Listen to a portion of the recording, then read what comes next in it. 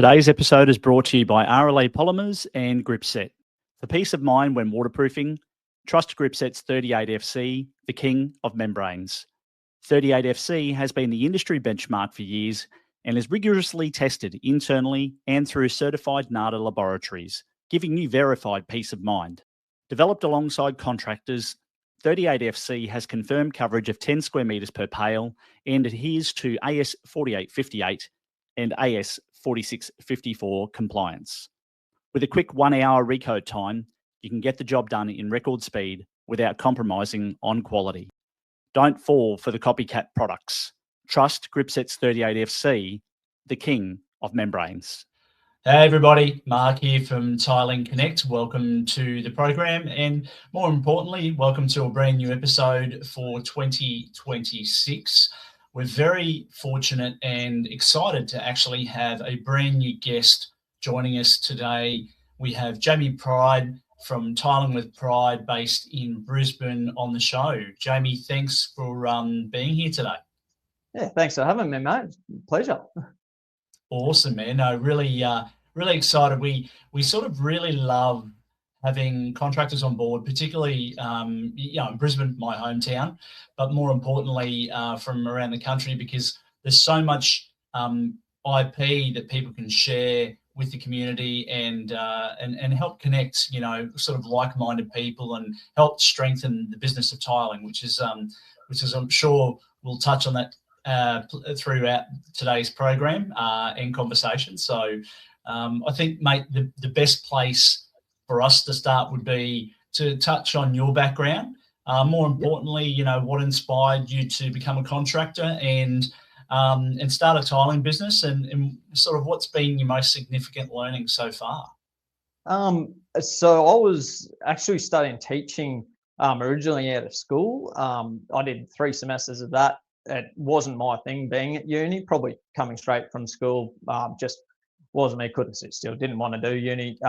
Did a month of work with a mate when I deferred from uni, who he'll tell everyone he taught me everything I knew in that month, and then started an apprenticeship. Just seeing that it was something that you have hands-on skills. It's something that someone can't take away from you. I was pretty keen to get into that, and something when you finish the product, you can step back and be happy with what you worked with, and get a bit of job satisfaction from it. Yeah, nice. And is tiling, or being a contractor, I suppose, is it's a trade. Is tiling something that's within your family? No. Mum's in education, dad's a mechanic. I didn't want to be a mechanic because if you ever work on cars, it's not fun. Crawling in through underneath cars and whatnot. So tiling was definitely not something that was on the horizon. It's just something that kind of fell into, and really was happy with it, stuck with it. Nice. And how many years now have you been picking up the trowel, mate? Started in 2009, so what was that? 16 years. 16 years. So a little while now. So nice. And you're operating as a sole trader. Do you have employees as well? No, not a sole trader, as a company. Sorry, my apologies. Yeah. No. So it's a lot of things. I'm trying to teach younger people about that business structure. It can go a long way, especially tax wise, depending what you want to do with it. We've currently got 5 workers, myself and my wife, who does all the bookworks and all the nitty gritty and fun stuff that most people overlook, and got in the backbone of all the fun stuff you don't want to do. So stuff you don't want to touch. Yeah, that's right. It's credit to her for that. But we've gone at one stage, I think it was 17 workers. So we've gone from expanded and kind of shrunk back down to a different crew, trying to find what kind of suits and what we like to do. We're really happy with where it's at the moment. Just good group of workers. Great credit to them because you turn up, you enjoy working with them boys, and it makes work a lot easier. Yeah, look, mate, if I can just touch on that for a second, talking about the number of 17 down to 5, that's obviously a big gap between, you know, what you Yeah. had to where you are today. What learnings did you have from having a larger crew versus a more, you know, boutique-ish crew, I suppose you could call it, from a numbers perspective? Yeah. I think a lot of people, growth is the aim, like expansion. Which when I was younger, that's what I wanted as well. Finding the works wasn't the issue for us. It was your work-life balance. I never could pick up the trowel and actually tile. Like, it's great for anyone who wants to be on the business side of it. I enjoy tiling, so there was few and far between that I'd actually be tiling. Most of the time you pay works meetings, go and see builders. Like, there's a lot of stuff behind the scenes that you're not doing the physical aspect of the business. That I started as a tiler, got into the business side of it, more so than the other way around. So it wasn't for me at that size. It's not to say it's wrong for anyone, but most of your weekends, if you're not backed up with paperwork, it's probably a process thing more than anything. But yeah, it just wasn't me. I didn't want to be tied down where every waking moment was work. You want that ability to be able to switch off, be with family, go and do what you want. So finding the right mix, I think, in that, and what suits your personality. So yeah, from where we've gone from growth to shrink, it's yeah, I'd say the margins, not much change on that aspect of it, but just, yeah, work-life balance is completely one side. Like, it's a lot better for us mentally, physically. Yeah. So it's sort of, it would be a little bit like, you know, the larger the crew, the more problems you have. You know, the smaller the crew, also, you know, there's not as many boxes to tick at the end of every day, and it's manageable so that you can actually switch off and, I think and go, also you know what? Yeah, pick your crew a lot better and get a better dynamic in your team. You're not having to have that schoolyard issue where this bloke doesn't like this bloke or whatever. There's always something going on. A smaller crew with the right people goes a long way. It just creates an environment that you want to be at, so you don't go to work going, oh, I don't really want to see this person, I want that. It's somewhere where you don't mind. You go to work, you have a joke with the boys. So I definitely prefer it on that aspect. Yeah, nice. Thanks for sharing, man. It's interesting to hear the commentary around, you know, people's experiences, and there would be a lot of people listening to the podcast going, well, you know, I'm thinking about taking that next step, and I want to, you know, employ another 10 blokes. What does that look like? You know, there's always going to be give and take and some sacrifices that you're going to have to make when you jump into a larger company, as you mentioned earlier. And if you're prepared and, you know, and you're in the right headspace and it's the right time of life for you, perhaps, you know, you take that leap. However, I think over time, business experience will teach you that, you know, there are moments where you need to pull back, and you know, whether that's be that you one choice or the other. Like, it's you can put all your eggs into work, but you can't take your money to the grave. You'll miss out on life pushing that through. And then, and I speak to a lot of people who say, like, you can employ people to take this role and this role and this role, but it's also a control dynamic if you want to maintain what your business is as well. So it's very hard. Like, you can employ someone, but they might have, and that's probably on picking the right person for the job as well. They might take something in the wrong direction, which isn't where you'd ideally want it. So it's a tricky situation. Absolutely. Thanks for sharing, mate. Well, look, let's jump into some more dynamics of tiling with pride. And I would love to know what sets your business apart from your competitors in the tiling industry, and how do you ensure consistent quality for your clients? I think it's just trying to keep that high quality, plus understanding our processes so we keep everything efficient, communication, just you know what you do. We've done it long enough so we can get in, get the job sorted, there's no fluffing about it. We know exactly what we're doing to get the job out on time without compromising quality. You can see a lot of people, especially commercial game, not to knock anyone, but they can punch some meters through, but it doesn't necessarily convert to quality. So I think just finding that right mix, and that comes down to just understanding your products that you work with and the materials you use and whatnot. And what do you find with the difference between the work that you do and the work that is done in commercial? Because you've said just now about knocking out the meters, right? And I get that. It's about time. It's about the amount of square meters that you can get down and the amount of hours that you've got every given day. Where does the quality fall down, do you think, in some of those jobs? And again, not knocking anybody particularly, but this is just an industry trend, right? This is how it flows. Where do you think the quality falls apart? I think it's when you've got that many meters ahead of you, you need that many fellas working, punching out that many meters. It's easy to fall back on, is this in the standards? Yeah, it's in the standards, let it go. Where if you tail it back to, so most of our work, we're probably 60, 70% to 30, 40% split between builders and private work. So you've got to find that happy medium of quality and job satisfaction plus meeting time constraints as well, where you kind of breach them more. We got into a little bit of commercial and the time frames and whatnot. It just wasn't for us because you don't have the time to sit, also to be on jobs like as if you were on a private job where you can take the time and make sure that you're 100% spot on with that.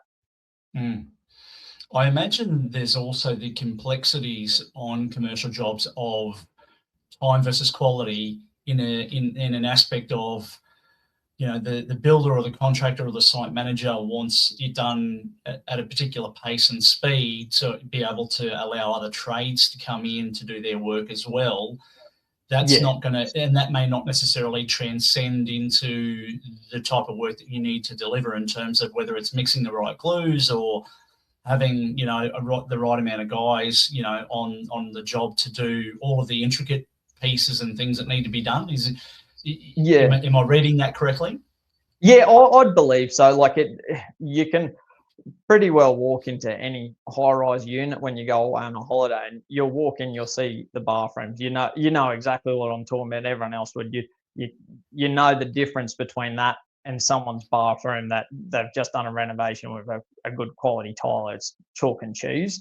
I don't know if that's so much the monetary value or the time. It's I don't know, but there's definitely they're worlds apart in the finishes. So yeah, exactly. Not to say that they all are, but you know what I'm talking about. Mate, I've had plenty of conversations with people on both sides of the fence, and we're singing from the same hymn book, so so to speak. Mate, look, that's cool. I would like to know from your perspective as well, like what emerging trends or innovations in tiling are you seeing or believe are shaping the industry, and sort of how do you and your team stay ahead of the developments of what this ever-changing marketplace? I think here in Australia we're very much influenced by America. Obviously, like you look at England, Russia as well. There's a lot of stuff going on that it slowly filters in to us. Like America's a major one. You look at Weedy and Schutler. I think I don't really know how to say that, but that's starting to emerge. Schluter? Yeah, that's it. That's something that they've had for years and years, and it's starting to branch into our market here. Not just on the structural side of it, but the design sides as well. You start seeing a lot more bold pieces. Like it's no longer are we building bathrooms just as a shower and bath, brush your teeth. It's a pseudo day spa. It's people can have a vision and they build these bathrooms that have their own personal touches and something that they want to walk in and enjoy being in that room, not just as functionality. Yeah, I can see that happening, and it has been happening for a few years now, where I think people in their own homes are getting quite creative with the types of designs that they want, and you know, to the words that you've just said, that is happening more and more, and so there's a need to obviously diversify in the range and types of products that you use to be able to achieve what customers want ultimately. Yeah, I think it's great because it creates that personal touch on a bathroom more so than just trying to do. Obviously, someone flipping houses is completely different, but they do a bathroom or a tile their whole floor to what they want now, not so much to what the buyer might buy in 15 years. Or it's very much like that. Some people don't put Ks on their car; they keep in the garage just for resale. So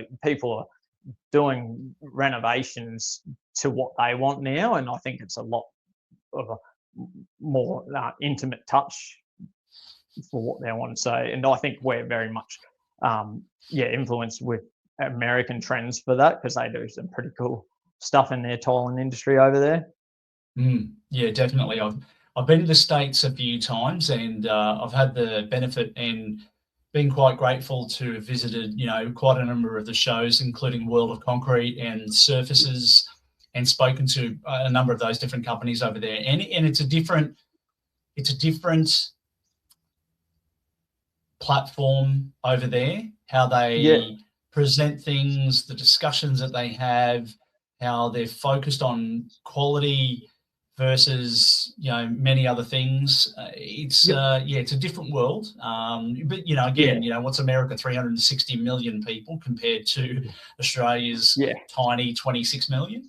So it's understandably that they would be more advanced in terms of, you know, the trade and the types of products that they have access to, because companies would set up there or would be in Europe, and America would be probably in their top 3 biggest markets, where in Australia, unfortunately for us, we are probably at the bottom end of any supplier's marketplace. We are we're a blimp on what the sales are, but it is it is just interesting. They also seem to treat the trades more so of functional decorative art, more so than just another trade to come in and do it. It's if you're a part of any of those forums or any pages on Facebook with it, you can there's some pretty wild stuff that people can do over there.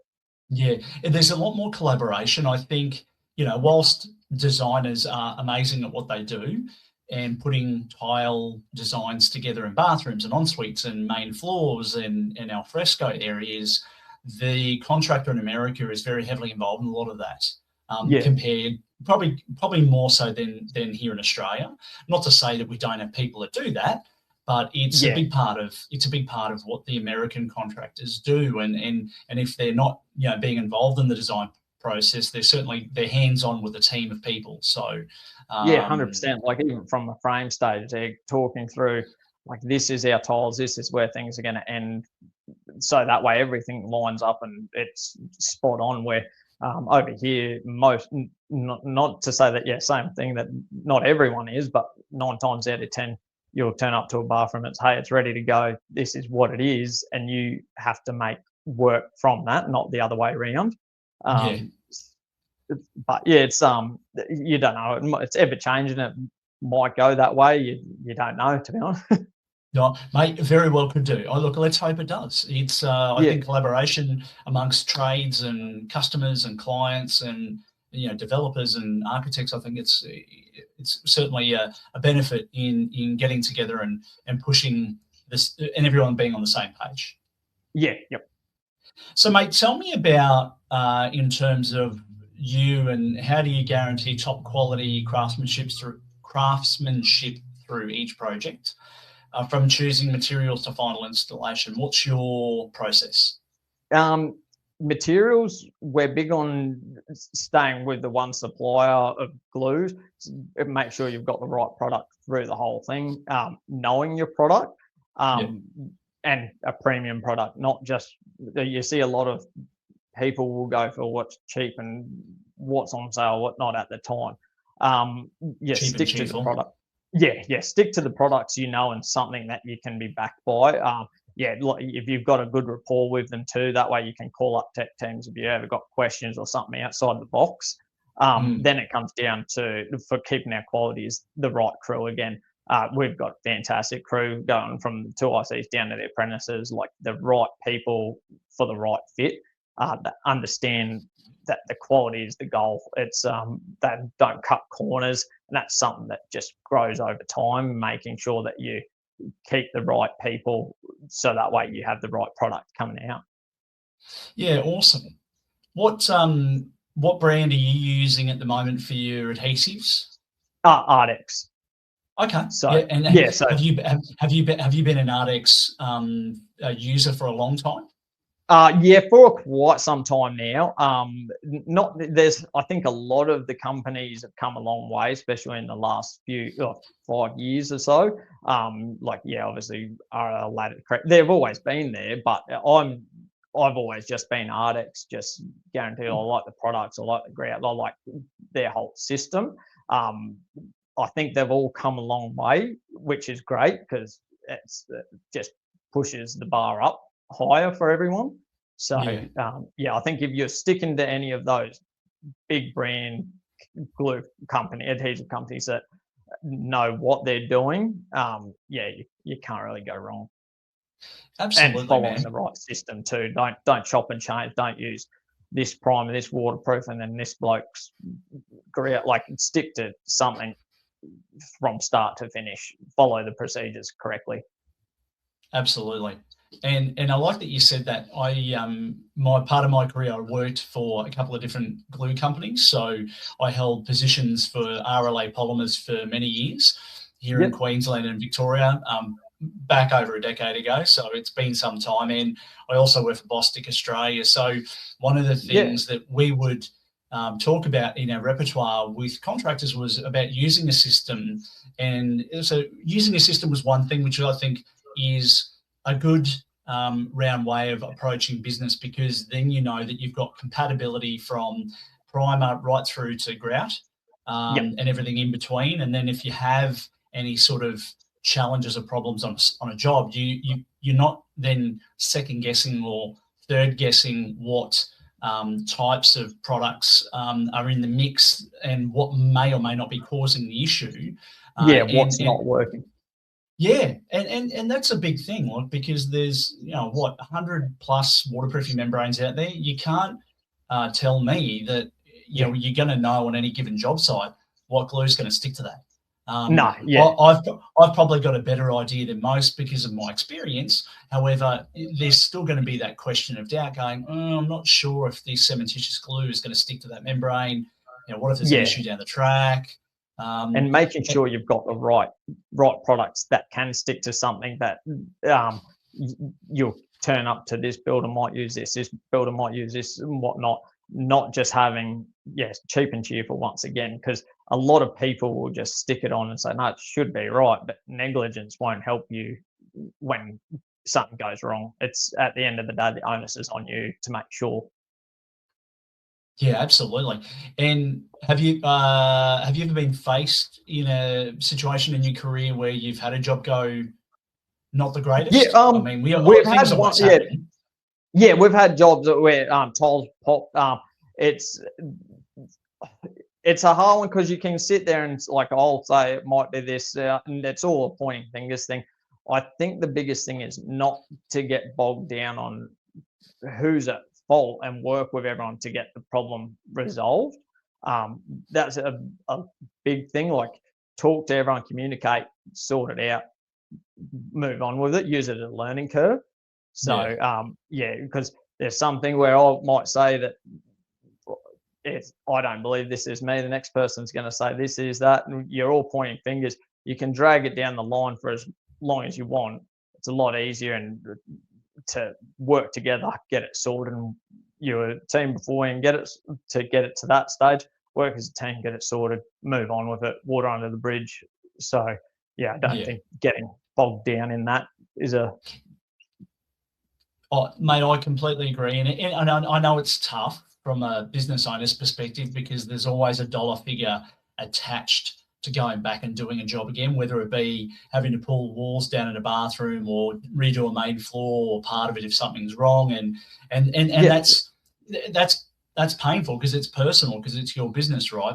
But I think the important thing is to have those relationships with the representatives of the glue companies. And in point in case, I mean, obviously you would have very good relationships with the guys at Ardex and they would know you very well. And you know, the moment you have a problem, you can pick up the phone and have a discussion and go, you know, look, we've got this problem on site. I need you to come out and check it out. Let's meet together. Let's talk through it. Exactly. Yeah. Let's have a look at some resolutions that are going to work well for the client and aren't going to be a burden just for one person. Yeah, exactly. Rather than just pointing fingers of this is your problem, sort it out, or trying to get bogged down on who is that needs to pick it up, work together, get it sorted. It's the best way, in my opinion. It also, like, you're never going to get through life without any mistakes, but it also teaches you resilience, growth, and innovative things that you can take away to do different next time. So that's how I always see it. If something does pop up, or you've got an issue, just how can it be resolved? Best way scenario. So that way, you know, next time. Absolutely, mate. We talk about it all the time at the State Emergency Service, where I do some volunteer work, and we discuss in our trainings. We learn more from our mistakes than we do from our successes. So perfection is an illusion, and making mistakes is part of the game. And clearly, you don't want to make a ton every day of the week. However, every time you do, look back on it. What did we learn? What can we do different next time? How can we, you know, avoid the mistake in the future? Yeah, 100%. Yeah, rather than bog down on what's gone wrong, sit there and say what can be done different next time. That's the way I see it. So, best way to handle situations. Cool, awesome, mate. Well, let's switch gears a little bit here and talk about marketing and growth and sort of just some different things. Tell me a little bit about what marketing strategies you found most effective in expanding your tiling business, and what methods have you used to attract new clients? A quick word from our sponsor. Partner with Gripset and become one of Australia's leading waterproofers. Waterproofing is one of the most in-demand trades. With Gripset's accredited practitioner program, GAP, you'll be trained and certified in just 3 days. Backed by Australia's leading waterproofing supplies manufacturer and run by trainers with over 20 years of experience within the industry, GAP gives you a wealth of knowledge. Learn how to identify and prevent dampness and water damage in both residential and commercial structures by exploring the current Australian waterproofing standards, correct preparation of substrates for waterproofing, and how to apply both sheet and liquid membranes with a particular focus on the trickier areas such as joints and penetrations. Upon completion, you will be a fully accredited GAP applicator and will be able to access exclusive benefits and free business advertising to expand your clientele. Spots are filling up fast. Upskill today, visit gripset.com/gap. That's gripset.com/gap, where great applicators get even better. Honestly, what I think works best for us is the social media aspect, Instagrams, Facebooks, making sure you understand Google SEO's exposure, like make sure your vehicle's printed, get your name out there. You can't sell a secret. So if people know who you are, it's familiar to them. So that way, when they search up the area that you're tiling in, your name's going to pop up. People need to know who you are. So the social media is not something that I don't think anyone generally wants to do, but it is very important just so your name's out there. So keep consistent with it, grow through it. I'd say most the people on our Instagram are just other tilers, and that's who I seem to follow as well. It seems to be a trend. So yeah, no one wants their whole feed just tiles, but it's yeah, it gets your name out there as well. So they're the ones that I'd say work best for us, just getting your name out in the local market.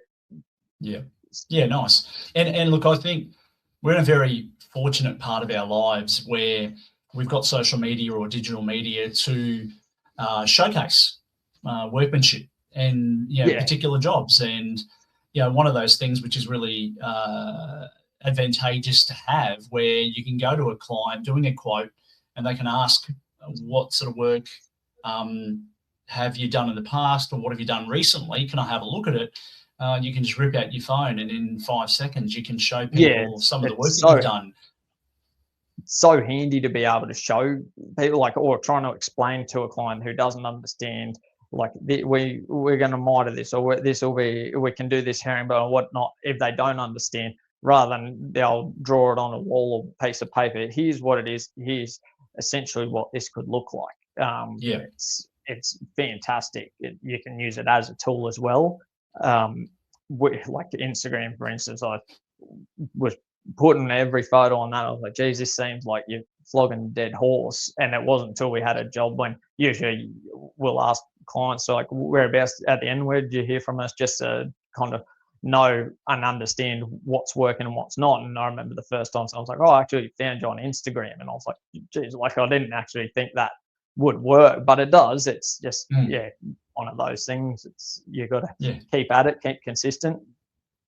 And mate, how do you find work? Like, I suppose most contractors that I know, and friends of mine as well, they travel year to year with like a degree of work in their repertoire, and particularly at the end of the year, they'll be booking in jobs for the next year and getting themselves ready to ensure they've got a good couple of months worth of work in front of them. How do you go about ensuring that you've got a good pipeline of work, and what do you do to make sure that that's happening?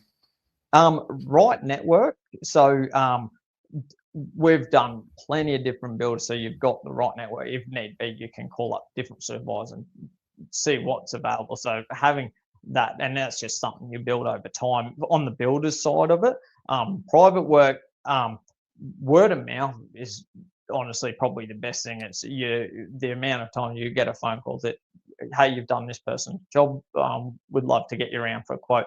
And it's a lot of people say, I'm busy, I can't get it in, but still let that person know, even rather than brush the phone call, go around, do the quote, and also communicate, and don't leave someone, hey, let them know that, hey, we're happy to do a quote, but we have a lead time of 3 months. Like, I'd love to work with you, but just be upfront so they know as well from the get-go that we've got a 3-month lead time, we've got a 6 month, wherever it is.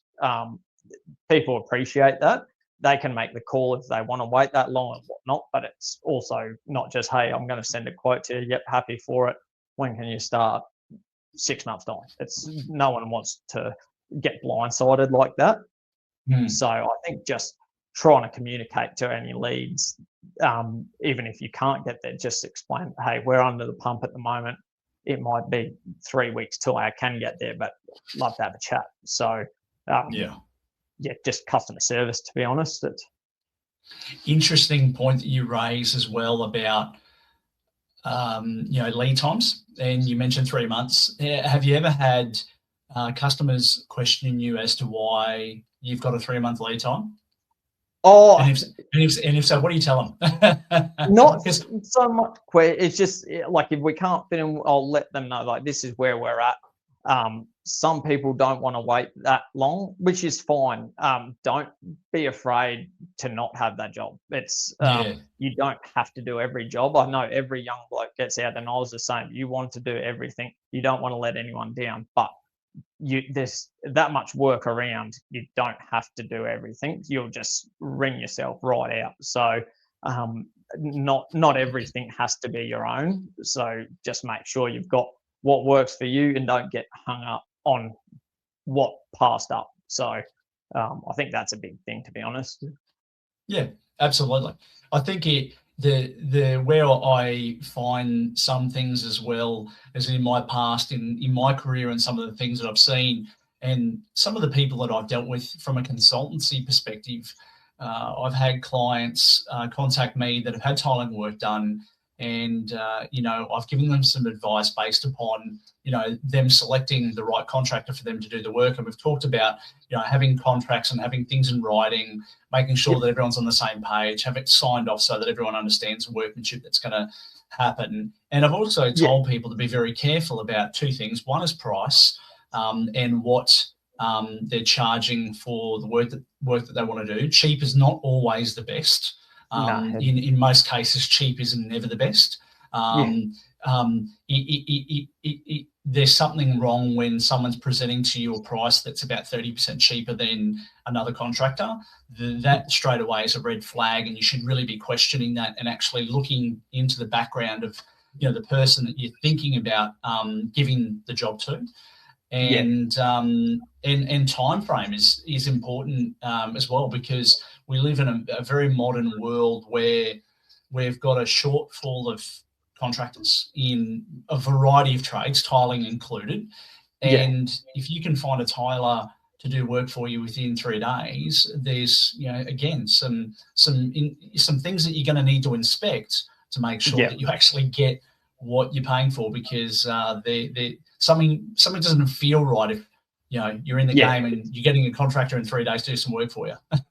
Especially like the Christmas time as well, that rush where everyone needs their kitchen splashback done that last week of Christmas, and I need this done. Well, we're going to find someone else. I'm always wary on the people that you can pull out that last week. Sometimes things happen, jobs get pushed back, and people can fit them in, but it's if someone doesn't have a lead time, it's usually a bit of a red flag. I think the price point as well is also understanding not so much that the cheapest price, but making sure you're comparing apples to apples.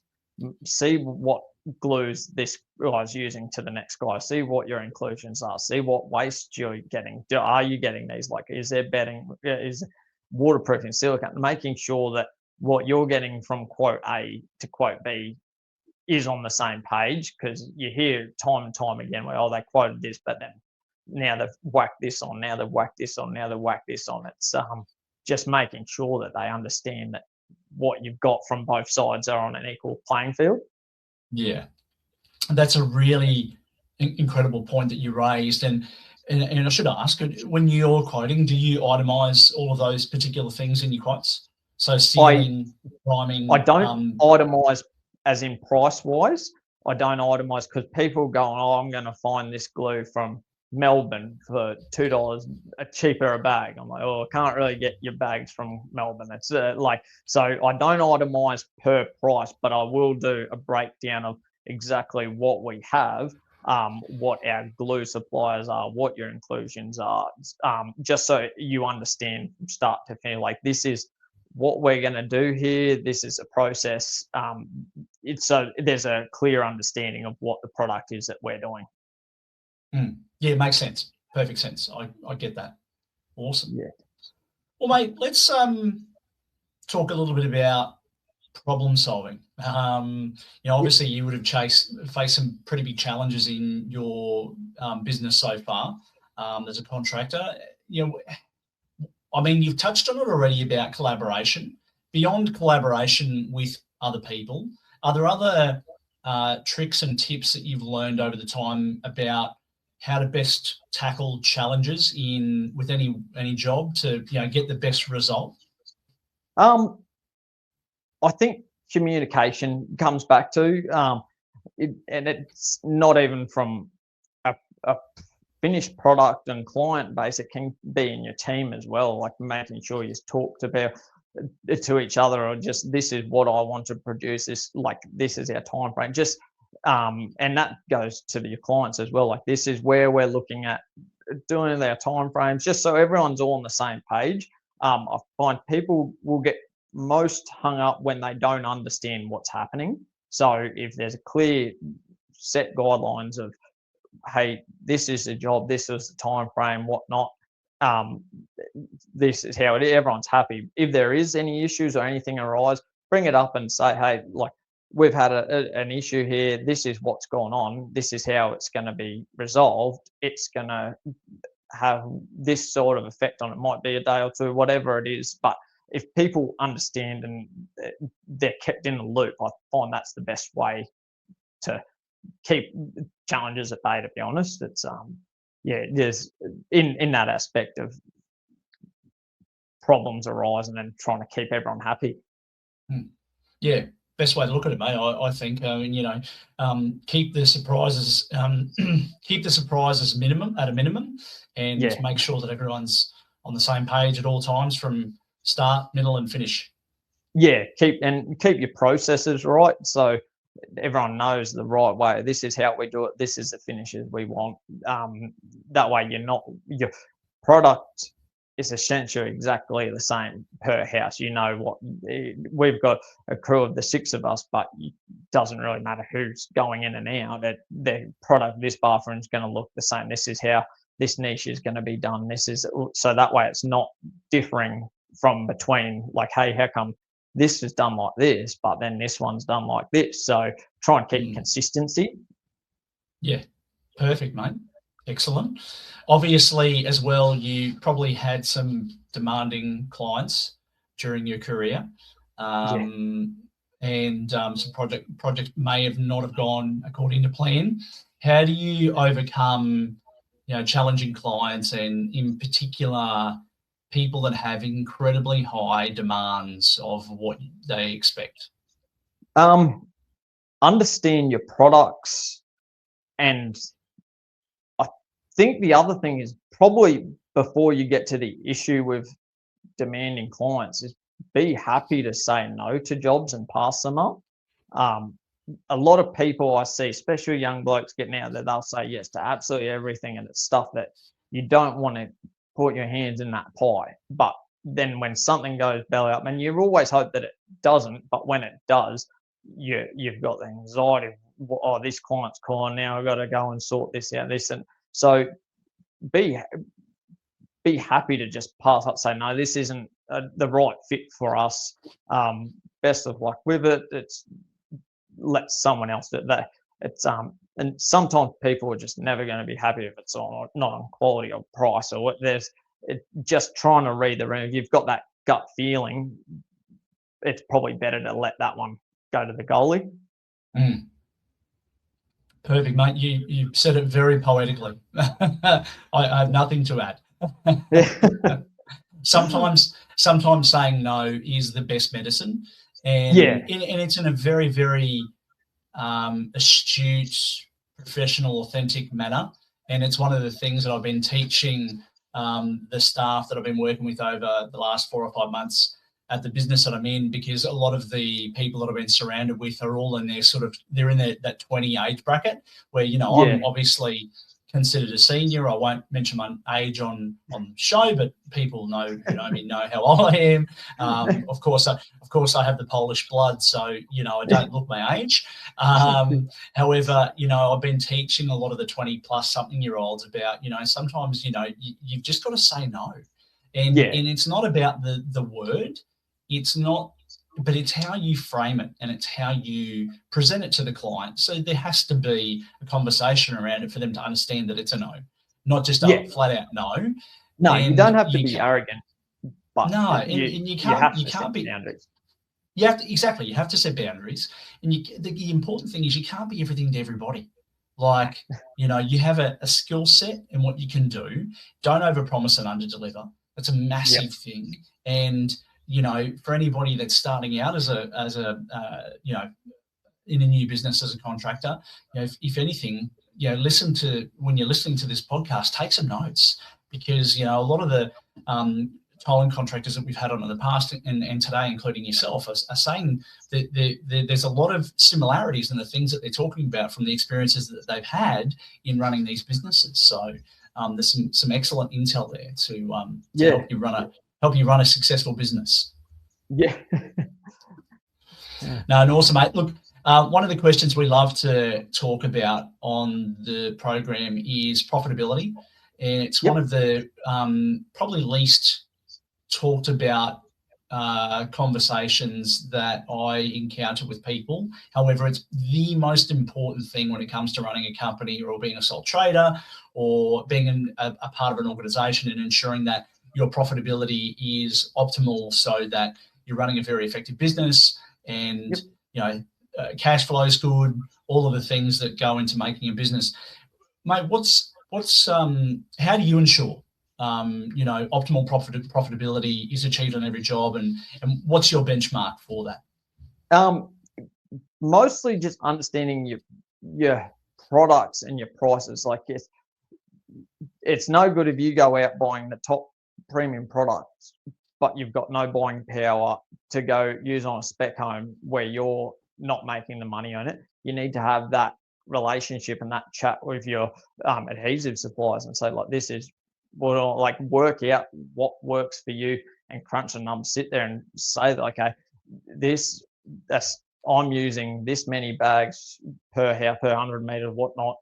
This is it. This is the time frame that generally, like, sit there and work out where your average job is going to sit and take you to versus your costs as well. And not just your direct costs, also your fuel for your fellas, your work cover, your insurances. You need to sit down and understand what they're going to cost you over the year, break it down and make sure that jobs are sitting in the green. Not every job's going to be, and I understand that. There's going to be jobs that, hey, this is going to go backward, and it might not be directly like in the red, but if you spend 3 weeks on a job that you're breaking even, you've gone backwards because you could have had another 2 weeks on another job making profit. So understanding that if you are not making money off a job, you need to be compensated in some way. If that's not like, hey, I might be doing this, but there is also a funnel of 20 other jobs behind it that I am making money on. So make sure that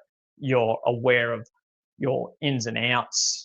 If it's not job flow, it's also your financials as well. Don't overspend either. Tools is a big one. People love buying brand new tools, but make sure it's efficient for your business, not just, hey, I'm going to go buy this brand new thing, use it once, and it's going to sit in the shed. So not just spending money for the sake of money, and having a good accountant that always helps. So that's big relationship that I'd always tell people, make sure you got the right accountant as well. Mate, is there any tricks to finding the right accountant or a great accountant? Probably just, we started off with an accountant. It wasn't horrible, wasn't bad, not to knock, but it just wasn't the right fit for us. We weren't getting any information from him. It just wasn't helpful at all. All you're doing is paying bills that seem to come in for nothing, no returns, and nothing to really. Whenever I'd had a question to say, hey, what would be the best way in this scenario?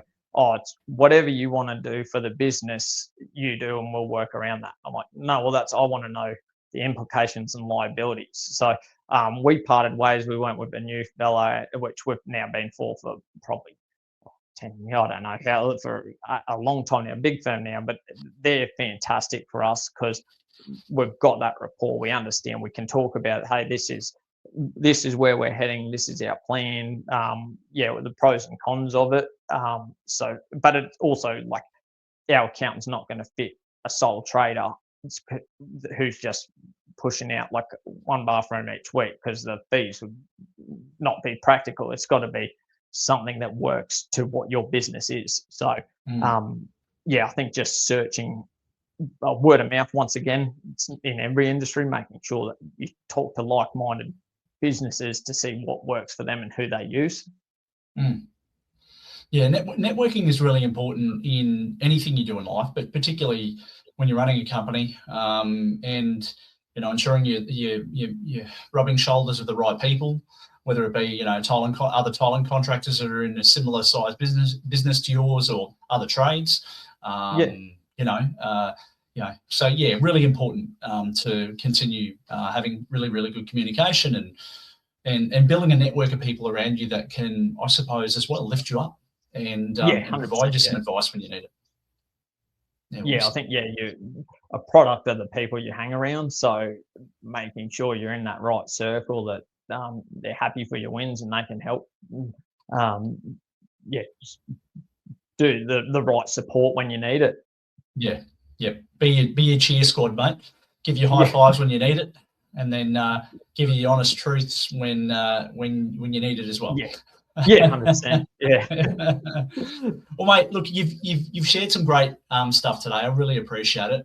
As we sort of get to the back end of the episode today, I do want to ask, looking back on everything you've achieved so far in the trade and in the company as well, what's one thing that you would tell your 18-year-old self to ensure that they are well informed before they go and pick up their trowel? Oh, probably get into concrete with the grey gold. So no, I wouldn't say there's many lessons that I'd want to tell myself, because I feel like the journey is who you become now. So you kind of need it.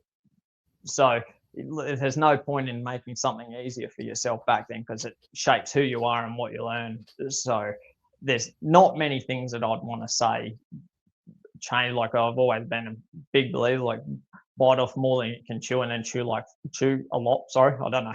This kids say it. So just pull myself up there. So just keep at it, back yourself, and do what you do. Awesome, mate. And look, I will say one thing to people out there is don't be afraid to make mistakes. It's the best lessons, to be honest. It's a quintessential way of becoming better, greater, bigger, faster, stronger. Yep. Yeah. Nice, mate. It's all part of the process, to be honest. It is what it is. Absolutely. Well, look, before we wrap up, mate, what's a future vision for your business? What's happening? How do you see the tile industry heading in the next 5 years? What's your insights? I think we'll just stay true to what we're doing now. The right mix between builders and private work, so we get that job satisfaction, also that variety of work. I like that change where each job's something different. So just making sure we're on top of that. I'm pretty keen for the next 5 years, just in the kind of creative side that everyone's trying to take with bathroom, not just bathrooms, like your tiled furniture, seats, benches, everything seems to be something new coming out. So I think it's going to be pretty good. It's just making sure the product's right and that something visually satisfying more so than just functional nowadays. Yeah. One of the big things that I love about what you've just said, miters, mate, loving the spotlight on miters. I know they're a pain in the ass. I really do. But if you're getting paid the money to do it, and with some of the workmanship that guys are pumping out at the moment and the techniques they're using, mate, why would you not do it? Like, why would you not have miters in your bathroom?